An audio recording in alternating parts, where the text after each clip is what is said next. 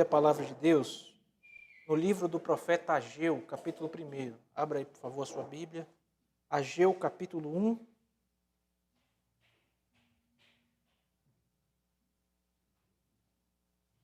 Você vai acompanhar a leitura até o versículo 11, que vai ser o texto que nós vamos expor hoje.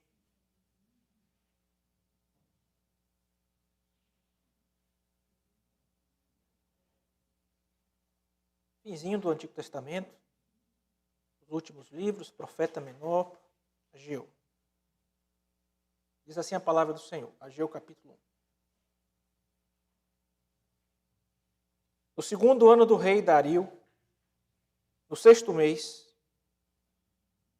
no primeiro dia do mês, veio a palavra do Senhor por intermédio do profeta Ageu, a Zorobabel, filho de Salatiel, governador de Judá, e a Josué, filho de Josadaque, o sumo sacerdote, dizendo: Assim fala o Senhor dos Exércitos. Este povo diz: não veio ainda o tempo, um tempo em que a casa do Senhor deve ser edificada. Veio, pois, a palavra do Senhor, por intermédio do profeta Ageu, dizendo: acaso é tempo de habitardes vós em casas apaineladas, enquanto esta casa permanece em ruínas? Ora, pois, assim diz o Senhor dos Exércitos: considerai o vosso passado. Tendes semeado muito e recolhido pouco. Comeis, mas não chega para fartar-vos. Bebeis, mas não dá para saciar-vos. Vestivos, mas ninguém se aquece. E o que recebe salário, recebe-o para pô-lo num saquitel furado. Assim diz o Senhor dos Exércitos: considerai o vosso passado. Subi ao monte, trazei madeira e edificai a casa. Dela me agradarei e serei glorificado, diz o Senhor. Esperastes o muito, e eis que veio a ser pouco. E esse pouco, quando o trouxestes para casa, eu com um assopro o dissipei. Por quê? Diz o Senhor dos Exércitos: por causa da minha casa, que permanece em ruínas, ao passo que cada um de vós corre por causa de sua própria casa.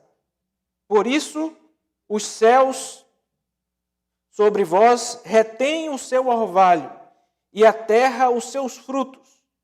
Fiz vir a seca sobre a terra e sobre os montes, sobre o cereal, sobre o vinho, sobre o azeite e sobre o que a terra produz, como também sobre os homens, sobre os animais e sobre todo o trabalho das mãos.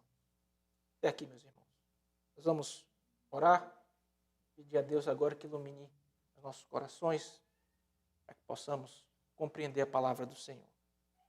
Senhor,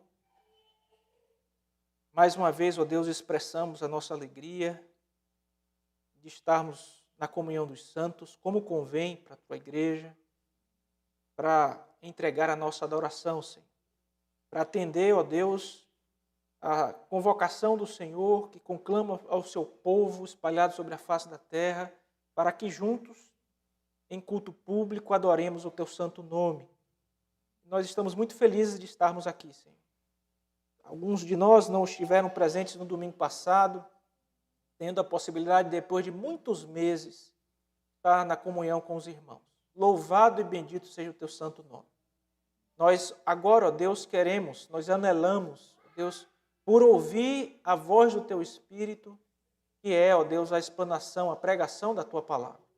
E pedimos que o Senhor leve, ó Deus, os nossos corações e as nossas mentes cativas à Tua presença nessa hora, Senhor, para que venhamos a compreender tudo aquilo que o Senhor quer ou nos lembrar ou nos ensinar por meio dessa importante passagem das Sagradas Escrituras. Abençoa todos os irmãos que estão aqui, abençoa também aqueles irmãos que estão em casa, ó Deus, que todos nós sejamos impactados, ó Deus, com o poder da Tua palavra, o poder da voz do Teu Espírito, e transformados, moldados, conformados à imagem do nosso Senhor e Salvador Jesus Cristo. por meio de quem nós oramos confiantes e desde já agradecidos. Jesus Cristo, nosso Salvador. Amém. Meus irmãos, o profeta Ageu, livro do profeta Ageu.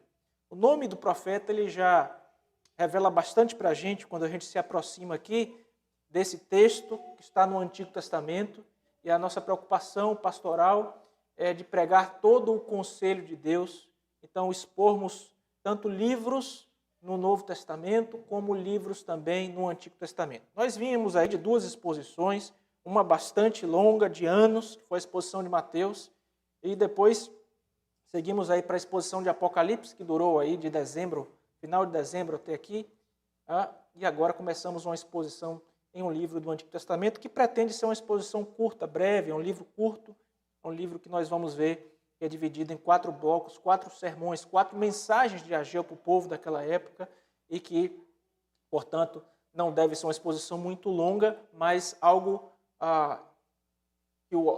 os ensinos que o Espírito Santo do Senhor traz para nós nesse livro é algo muito importante para a vida da igreja, para o caminhar da vida da igreja. O nome do profeta Ageu, como eu ia dizendo, é um nome que já aponta, já revela muito daquilo que a mensagem deste livro quer comunicar para os nossos corações. Ageu significa minha festa, o nome Ageu, minha festa. Ora, alguns estudiosos pensam que o profeta deve ter nascido, muito provavelmente, em alguma das festas de Israel. Existe ainda a possibilidade desse nome, do nome de Ageu, minha festa, está relacionado com a mensagem que o próprio profeta veio trazer ao povo, especificamente a questão das festas de Israel que haveriam de ser retomadas, depois que o povo está chegando, retornando do cativeiro babilônico. E, meus irmãos, esse nome realmente é muito significativo, especialmente porque neste livro nós somos lembrados a respeito do tema de quem realmente é a festa onde nós nos encontramos. Esse livro vai dizer, a festa é do Senhor. O principal personagem, ser da festa, é o nosso Deus.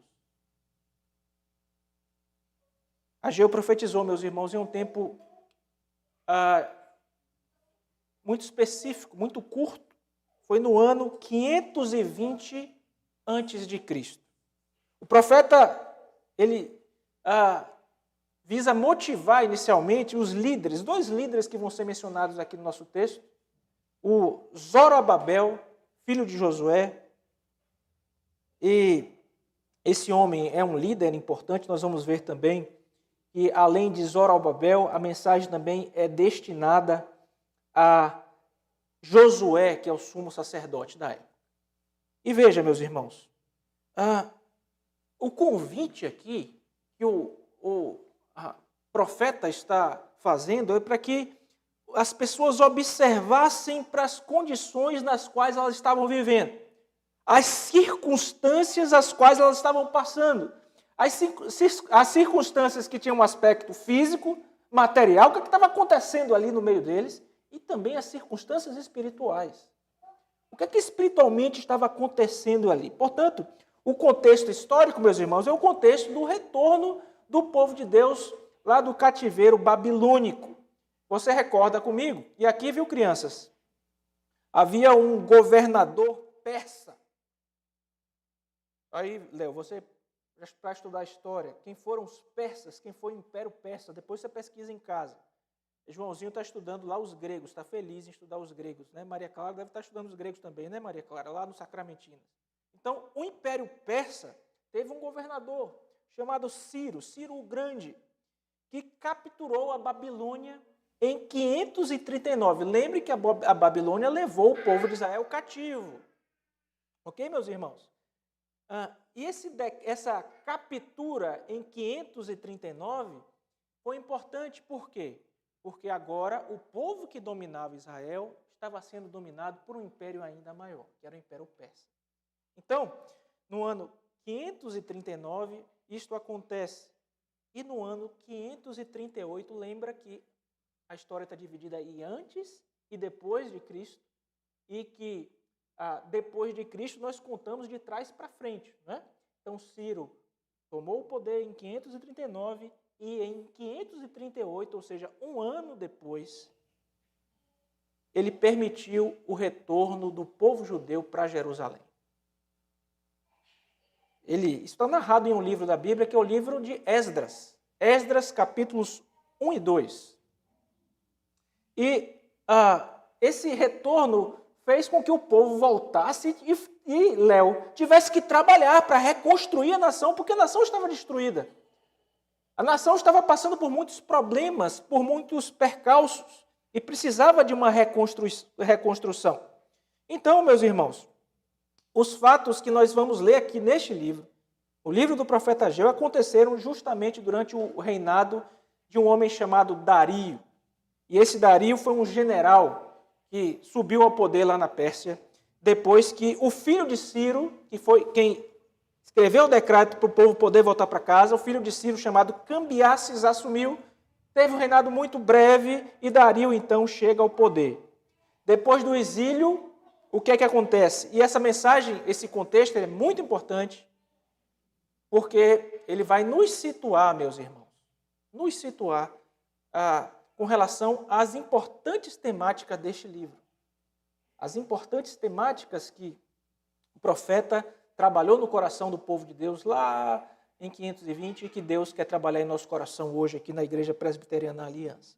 Então, depois do exílio, o povo estava voltando para casa e Deus estava assim renovando as suas alianças, renovando o seu pacto com o templo, ou com o povo, por meio, por exemplo, da reconstrução do templo, de chamar o povo a reconstruir o templo. E é importante porque o templo ia representar a presença de Deus ali com eles. Essa presença de Deus faria com que o povo de Israel fosse usado para abençoar as demais nações da terra, e inclusive era por meio de Israel que veria o Messias. Então, veja que aquele governo de Deus na história, trazendo o seu povo de novo para casa, propondo para o povo a reconstrução do templo, uma linhagem davídica, como nós veremos daqui a pouco, a linhagem de Davi, os trios da nação voltando para as mãos de homens que tinham relação com a linhagem davídica, e, portanto, veja como as coisas estão sendo conduzidas ainda por esse centro de toda a Escritura, que é o nosso Senhor e Salvador Jesus Cristo. Então, o Senhor vai endereçar, meus irmãos, 4 mensagens para este povo, e nós vamos falar sobre essas 4 mensagens aqui na nossa igreja também.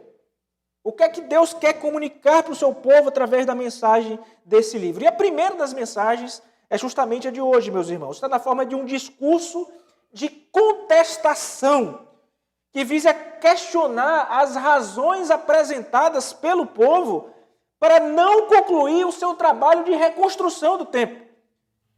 Esdras, capítulos 1 e 2, diz, olha, o povo meteu a mão, começou a fazer, mas as dificuldades vieram e eles pararam. Então Ageu vai entrar em cena nesse momento. Por que a coisa parou? Por que não foi para frente? Esse trabalho começou logo depois que os primeiros exilados da Babilônia voltaram nos dias de Ciro.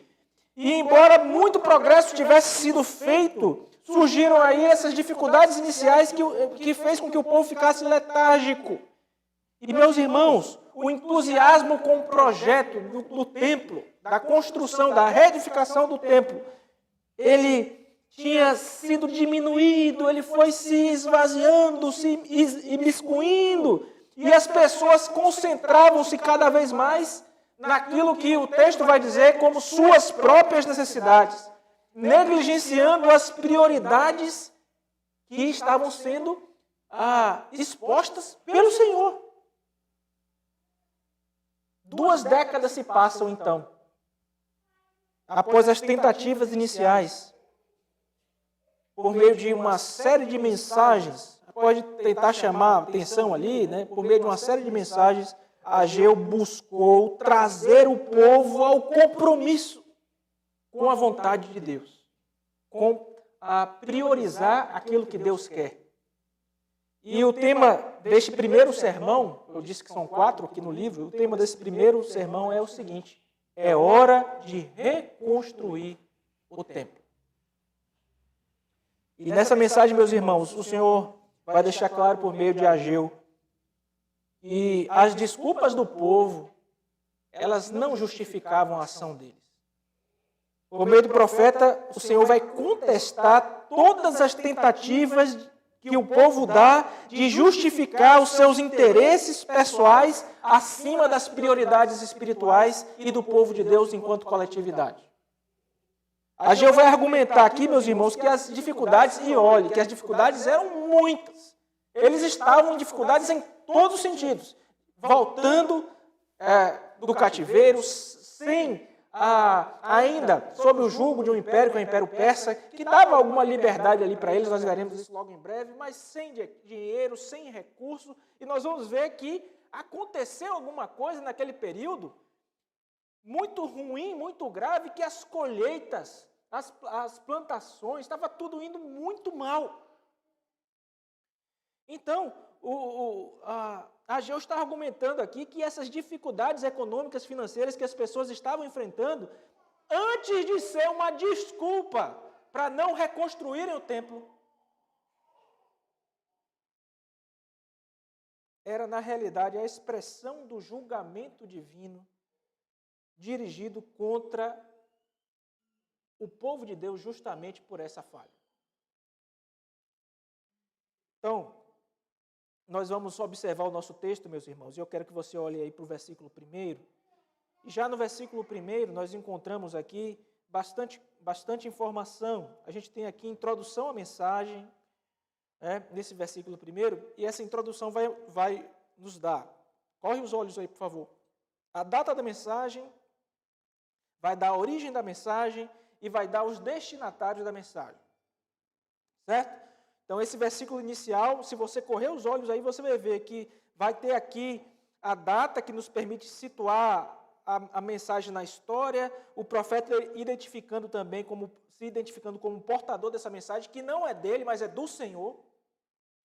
E, em terceiro lugar, que os destinatários principais desse primeiro bloco, desse primeiro sermão, vamos ver isso aqui agora. Veja aí, no segundo ano do rei Dario, no 6º mês, no primeiro dia. Então veja aí que o livro de Ageu começa com uma nota cronológica dizendo certinho aqui onde é que o tempo em que isso ia acontecer.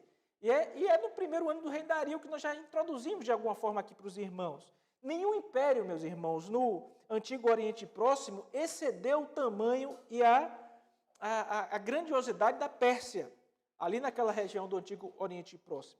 Esse Império Persa realmente foi uma superpotência. A área deste império, meus irmãos, ia ali do norte da África ao sul da Rússia. Então era muito grande. Ia da Ásia Menor até a Índia.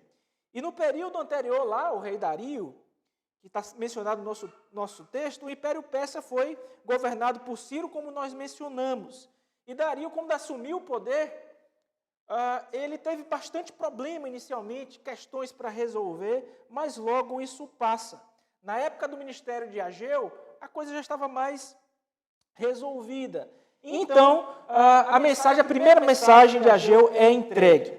Veja, meu irmão e minha irmã, que, de acordo com Ageu 1:1, essa mensagem foi aqui no 2º ano, em 520 a.C. E as datas nesse livro são muito importantes. As datas que às vezes a gente passa nos outros livros assim, meio por cima, aqui tem uma importância muito grande. Por quê? Primeiramente, me permita relembrar que os profetas do Antigo Testamento geralmente relacionavam as circunstâncias históricas que eles passavam com reis de Israel. Então, se o profeta ia escrever alguma coisa, ele falava no ano da morte do rei Uzias, eu vi o Senhor assentado em um alto e sublime trono. Normalmente era assim, o profeta falava agora e direcionava aquilo para um rei de Israel. O livro de Isaías é assim. O livro de Jeremias fala do rei Jeoaquim. Em Isaías, alguns reis reinavam, Uzias, Jotão, Acais e Ezequias foram os reis. No livro de Jeremias, o rei era Jeoaquim. No livro de Ezequiel, rei de Judá também era Joaquim. Mas veja, aqui não está sendo mencionado um rei de Israel. Por quê? Por quê, meus irmãos? A razão é simples. O cativeiro babilônico havia posto um fim à monarquia de Israel. Não havia mais rei em Israel. Veja, foi, portanto, necessário que os profetas, que são chamados profetas pós-exílicos, que são aqueles profetas que vêm depois do exílio, adotassem uma narrativa da história um pouco diferente, onde eles não tomavam aqui, meus irmãos, um rei de Israel como noção para mostrar o tempo, mas um rei pagão, um rei ímpio. A nação de Israel se coadunando ali com o jugo de um rei ímpio, a ponto de o nome desse rei ímpio ser colocado na Escritura, não mais citando um rei de Israel, porque tinha acabado a monarquia. Ora, essa referência aqui é uma referência importante também, porque é o primeiro dia do mês. E, meus irmãos, no Antigo Testamento, nós encontramos aqui esse primeiro dia, né, como um dia importante, porque era um dia em que era comemorado as vitórias do povo de Israel. Né? A ideia era mais ou menos a seguinte: o primeiro dia do mês, a de cada mês, era importante para entregar ofertas ao Senhor. Você pode conferir isso depois lá em Números, capítulo 28, versículos de 11 a 15. Então seria um momento de celebração, seria um momento de alegria. Mas como é que o povo ia celebrar e se alegrar se o templo, que era o local onde eles se reuniam, estava em ruínas? Estava completamente destruído. Se eles pararam de construir o templo, como é que essa alegria ia ser expressa?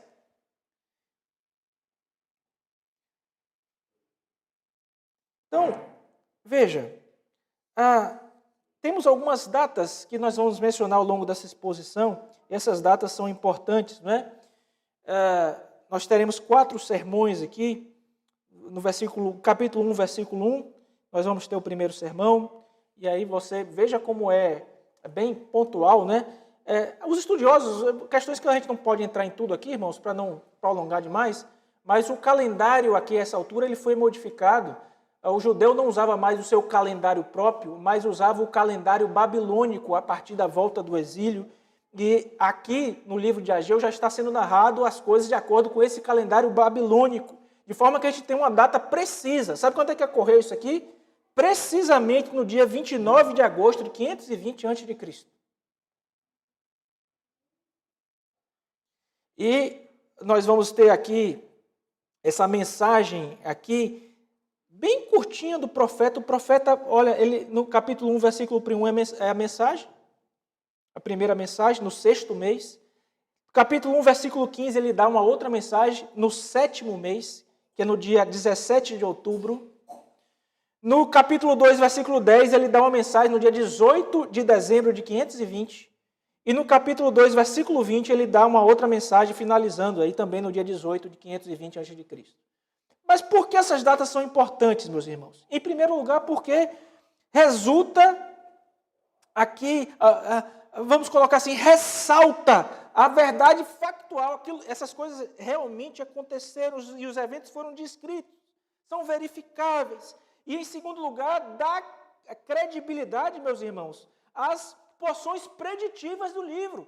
Deus está dizendo, isso vai acontecer com vocês, e Deus falava e aquilo acontecia com eles. Então, os eventos do livro estão limitados aqui a um curto período, 3 meses e meio. Deus levanta um profeta, imagine aí, o profeta, olha, e vai falar com esse profeta, por boca dele, apenas 3 meses e meio.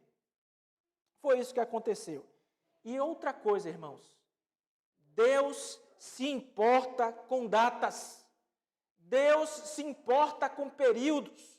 Deus se importa com o tempo que nós levamos para fazer as coisas. Esse texto aqui é importantíssimo para isso. Datas, períodos, tempo específico. Deus se preocupa com o tempo, em como lidamos com o nosso tempo. Então, nós vimos a primeira parte da introdução à mensagem, que é justamente aqui a data da mensagem. Vamos ver a segunda parte agora, irmãos. Parte B do versículo 1, que é a origem da mensagem. Veja, veio a palavra do Senhor por intermédio de quem? Do profeta Ageu. E essa declaração, meus irmãos, chama a atenção para duas características importantes aqui da mensagem de Ageu. Em primeiro lugar, ressalta a origem divina da mensagem. Quem reivindica aqui a autoria dessa mensagem é Deus. Veio a palavra do Senhor por intermédio do profeta. É palavra de Deus. O profeta é apenas o canal. A ideia aqui, meus irmãos, é que a palavra, como revelação divina, é uma parte essencial deste livro. Olha, o povo de Deus deveria estar atento àquilo que Deus está falando por meio do seu profeta. Essa é a questão. E Deus usa meios, homens. E quando homens falam da parte de Deus, nós devemos entender que é o próprio Deus quem está falando. Os profetas de Deus falam, mas a parte do homem, ela deve ser deixada de lado, porque não é ouvir o pastor, não é ouvir o profeta, mas é ouvir ao Deus a quem comissionou, que levantou aquele profeta para fazer aquilo, meus irmãos. Então, o destinatário da mensagem não é Ageu. Por quê? A gente tem aqui uma questão na profecia que eu queria ensinar para os irmãos. A expressão mais familiar para a recepção de profecias, de uma mensagem divina, diz assim: mensagem do Senhor veio para fulano de tal. Então veio a mensagem do Senhor para. Né? No hebraico aí é o el. Né? Só que aqui a gente não tem essa fórmula que é muito usada no Antigo Testamento. A gente tem aqui a palavra do Senhor veio por meio de. Veio bihad no hebraico. Então, a mensagem não veio para Ageu. A mensagem veio por meio de Ageu para o povo. Essa é a ideia. Então, o destinatário não é Ageu. Né? É por meio de Ageu que Deus vai falar. E a implicação, meus irmãos, a implicação aqui muito séria. Por quê? Debaixo dessa estrutura está a noção de que rejeitar a mensagem do profeta não é rejeitar as palavras de um homem, mas é rejeitar o próprio Deus. Isso é muito difícil, meus irmãos. É você enxergar que aquele homem que está comunicando, o profeta que está comunicando a mensagem de Deus, a vontade revelada de Deus, ele está sendo usado por Deus para comunicar a sua verdade, a sua palavra, aquilo que ele espera do seu povo. Portanto, não é a vontade de quem profetiza, mas a vontade do Deus que envia os seus profetas. Então, desobedecer aquilo não era simplesmente deixar de fazer a vontade do profeta, mas era deixar de fazer a vontade de Deus.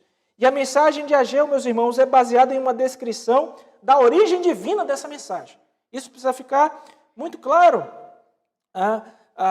para estes receptores iniciais.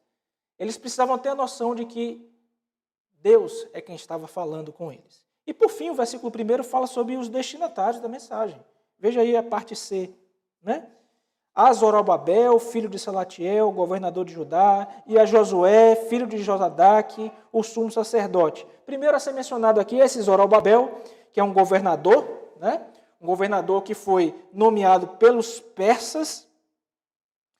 E o segundo é Josué, o sumo sacerdote, que representava aqui a autoridade religiosa. O governador, a autoridade política, e o sumo sacerdote, a autoridade religiosa. Né? Então, esses homens, eles estão aqui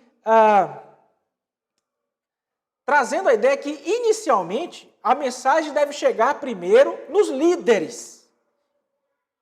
Ageu está falando para o povo, ele vai falar a mensagem direcionada para todo o povo também, mas ele começa seus 4 sermões falando especificamente, em primeiro lugar, preferencialmente com os líderes. E isso é muito significativo, meus irmãos, né? Porque para que o templo fosse reconstruído, os líderes, a liderança do povo, Zorobabel e Josué, deveriam ser o primeiro alvo daquela mensagem. Por quê? Porque, obviamente, que se a liderança entendesse a vontade de Deus e seguisse naquilo, o restante do povo também o faria. Então, Zorobabel foi o primeiro escolhido aqui. É interessante que esse nome, Zorobabel, significa semente da Babilônia. Por que significa isso, semente da Babilônia? Porque ele nasceu lá no cativeiro, meus irmãos. Ele nasceu no cativeiro babilônico. E ele recebeu essa incumbência, o Império Persa, ele confiava nesse homem para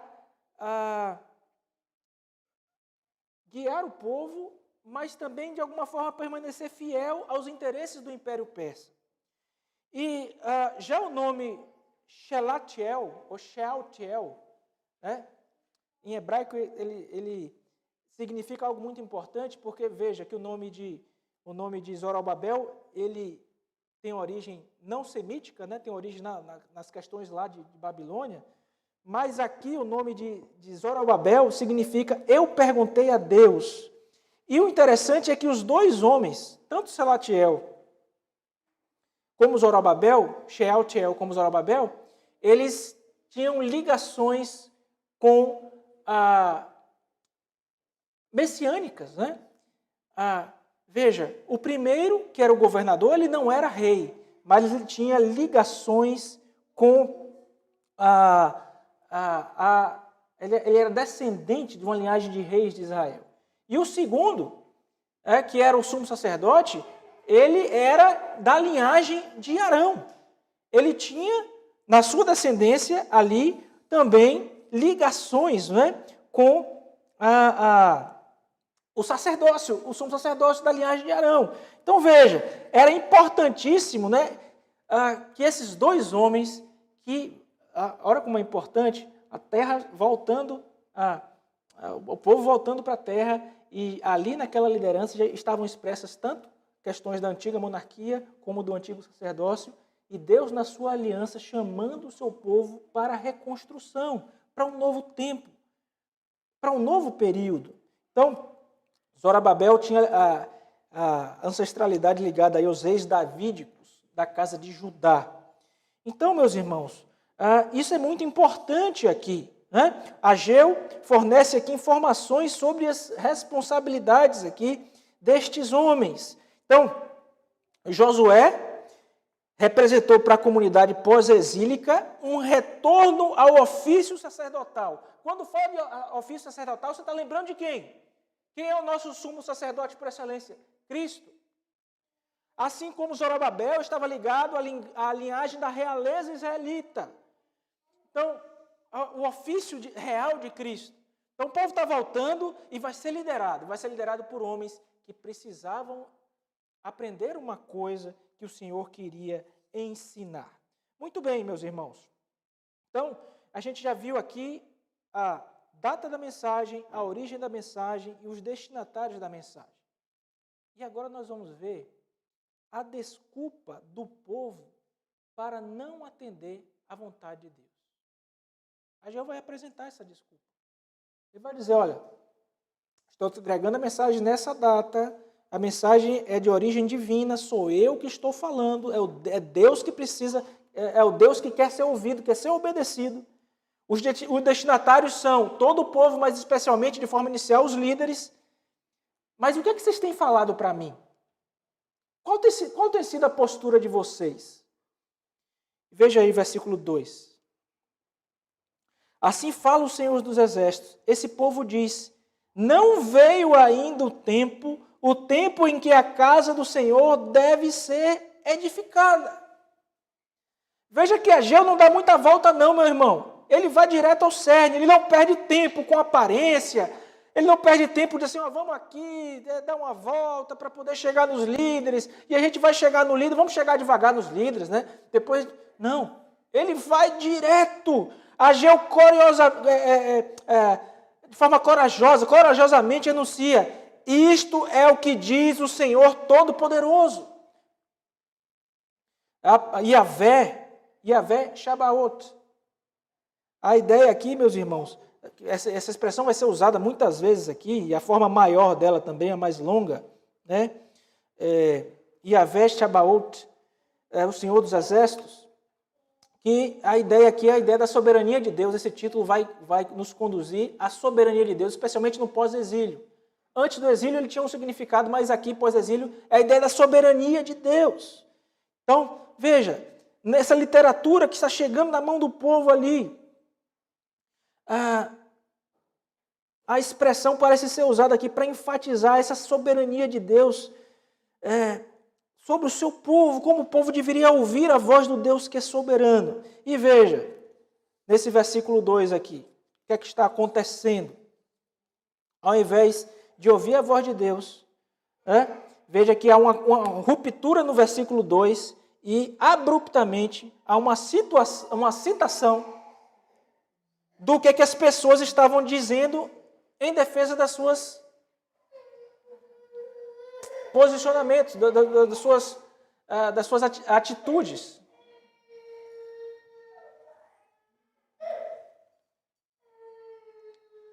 E eu não sei se você percebeu algo nesse versículo.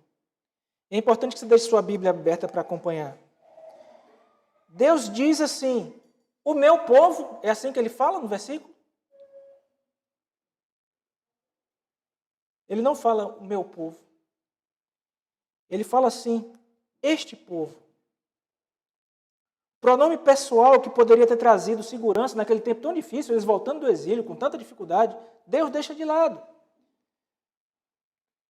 A ideia aqui, meus irmãos, ao utilizar este povo e afastar-se dele, é que o relacionamento do Senhor com os filhos de Judá não estava bom. Havia algo ali muito ruim acontecendo.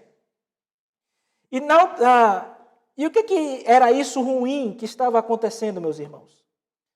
Um desprezo, uma depreciação do que do que Deus Pai estava requerendo ali do povo da sua aliança. A palavra sinaliza que o povo estava afastado de Deus, ou seja, o povo não estava obedecendo a Deus, o povo não estava procedendo como a aliança requeria que ele procedesse. Então, o que é que acontece aqui? Ageu vai comparar a casa de Deus a uma casa. Em vez de usar a palavra templo, ele vai usar a palavra casa. E ele vai tratar isso aqui, meus irmãos, porque estava surgindo ali uma opinião muito dita no meio do povo, no meio deles lá, que não era tempo de reconstruir. Era uma espécie de slogan. Eles acabariam, na opinião deles, reconstruindo o templo. Era uma questão de tempo para eles. Mas, segundo eles, não era o momento oportuno para reconstruir o templo. Olha, vai chegar uma hora que a gente vai fazer. Vai chegar uma hora que a gente vai fazer. Mas não é o tempo agora. O tempo do templo ser reconstruído não é aqui agora, não é nesse momento. Então, Ageu repetidamente vai usar a palavra casa para templo. E esse uso da palavra casa para templo é um uso além de enfático, é um uso bem proposital mesmo. Por quê? O templo, meus irmãos, certamente ele não era igual a uma casa. No Antigo Testamento, a gente vê que existiam momentos em que havia o altar da adoração, que poderia ficar ao ar livre, etc. É um local de sacrifício. E a noção de templo aqui, como casa de Deus, é uma noção que o profeta está trazendo de uma forma diferente. A ideia que o profeta queria ensinar, ao chamar a casa, o templo de casa, era dizer que a morada do Senhor estava sendo deixada abandonada. Era essa a questão. E para falar de morada, ele está usando a mesma palavra que a gente usa para casa. E não está usando a palavra templo que os outros profetas utilizavam. Ok? Então isso tem uma lição aqui, meus irmãos.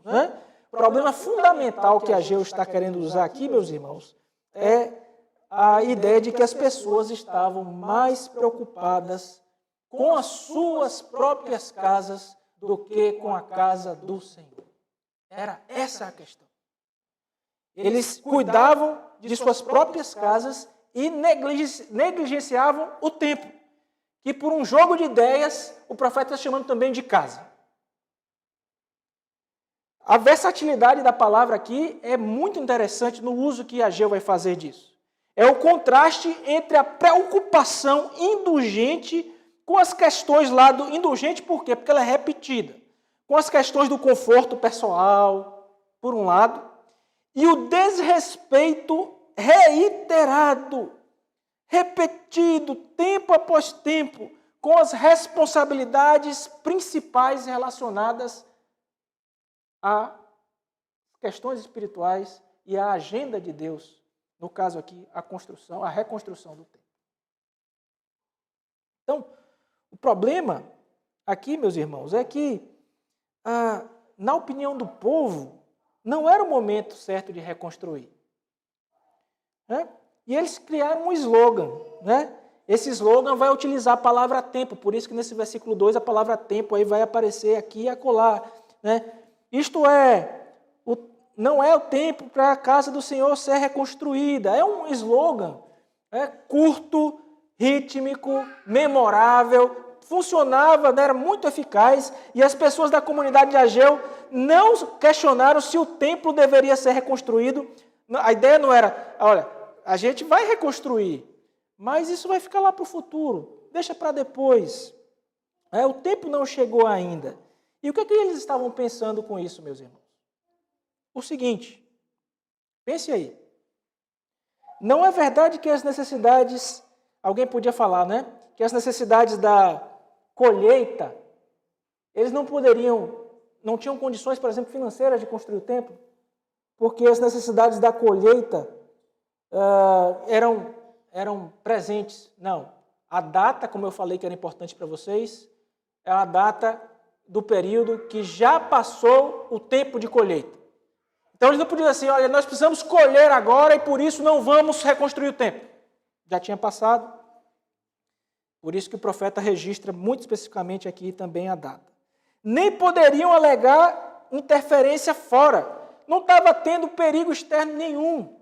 Nenhum outro império ameaçando o Império Persa de invadir Judá, de tomar, de fazer alguma coisa. Então eles não poderiam também apelar para isso. Né? Tinha um conflito lá com o Egito, mas uma coisa muito simples, né? Que foi resolvida.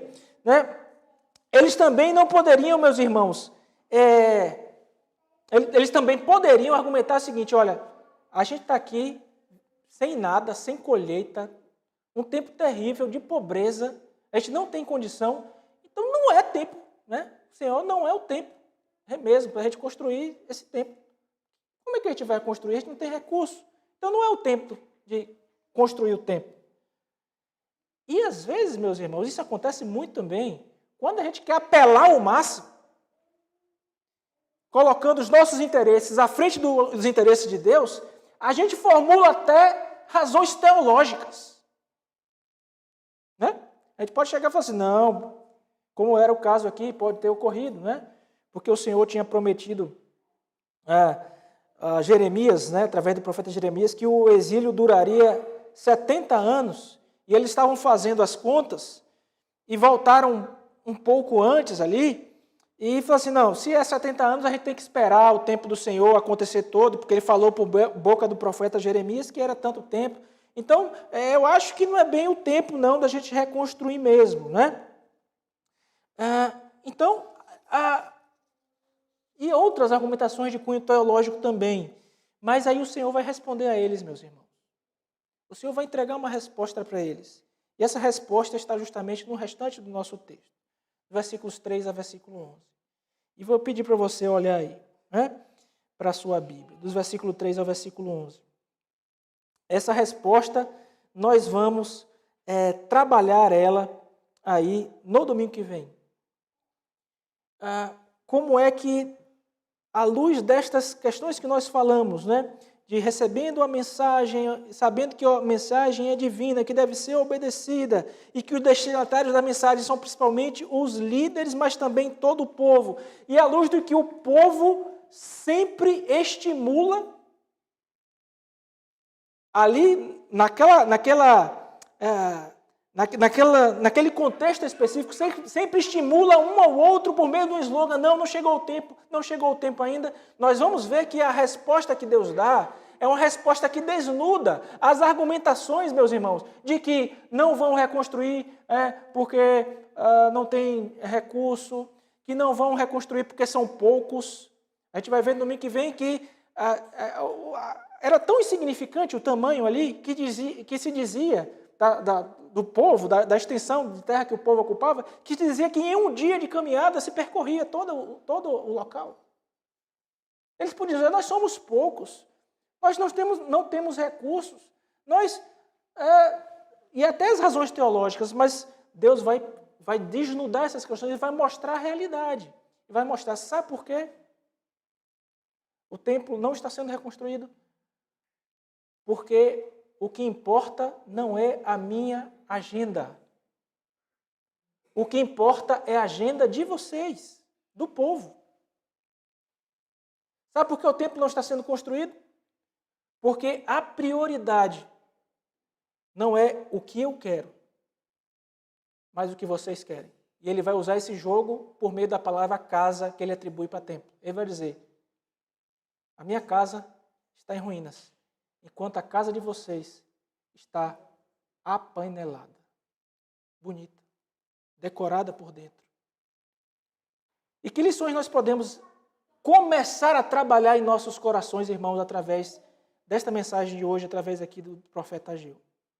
Primeiro, nosso Deus conhece o tempo, a história, as nossas ações e motivações, meus irmãos. Deus sabe. Ele estava olhando o coração do seu povo, enxergando no povo uma disposição para suas próprias coisas, enquanto deixava de priorizar aquilo que Deus chamava para que eles priorizassem, que era os interesses do Senhor. No caso, a reconstrução do templo. Então, veja, Deus conhece o nosso coração, conhece o tempo, conhece as épocas, conhece a história e envia a sua mensagem no tempo certo. Levanta o seu profeta e diz: ouçam, não como uma mensagem de um homem, mas como uma mensagem vinda da parte de Deus. Olhem para o Deus que está comissionando o seu profeta para entregar a sua mensagem.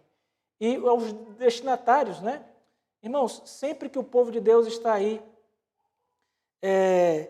sendo conduzido para um lado, conduzido para o outro, errando ou sendo vitorioso, os líderes têm um papel fundamental. Então, são eles os principais destinatários desse primeiro bloco. Por quê?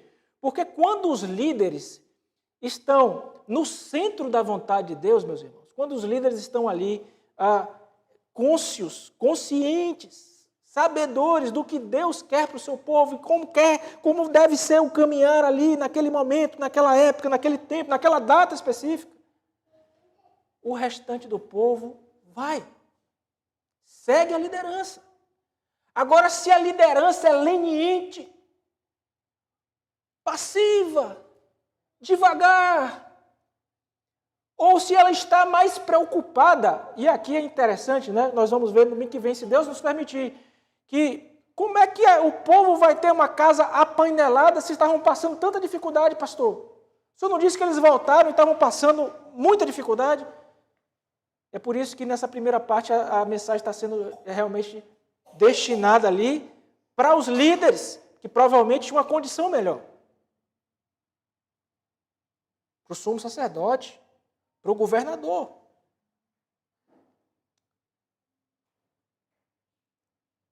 E a desculpa do povo para o atraso, meus irmãos.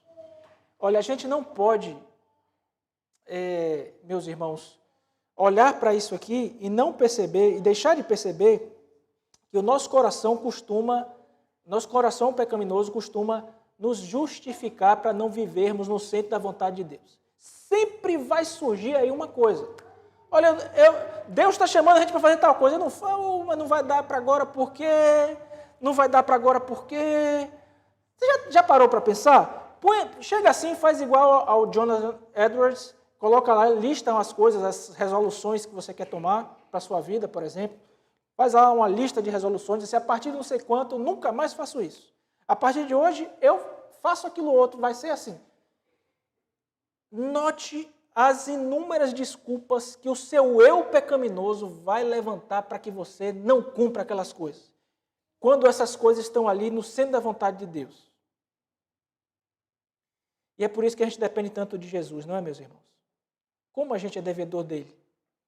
Porque naquilo que a gente fala em obedecer, em ouvir, está no centro, o nosso Senhor e Salvador Jesus Cristo não desviou nem para o lado, nem para o outro, nem para a esquerda, nem para a direita, 1 centímetro. E andou na vontade de Deus, irmãos, de modo a nos deixar exemplo. E nos concedeu o seu Espírito, para que nós tenhamos ouvidos para ouvir a voz de Deus por meio das palavras da profecia. Para a gente entender que a festa não é nossa.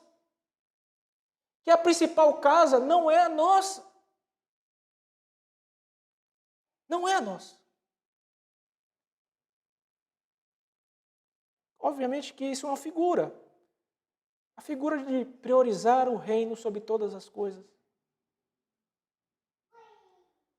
E quando isso acontece, a Bíblia nos diz que, graças a Deus, as demais coisas nos serão acrescentadas. As que a gente realmente precisa. As nossas necessidades reais. Então, nós louvamos a Deus pelo nosso Senhor e Salvador Jesus Cristo, que nos habilita por sua graça, irmãos, a o que nós veremos. O povo ouviu a Deus. Ouviu o profeta Ageu, instrumento nas mãos de Deus. E aquilo fez uma grande diferença para o povo.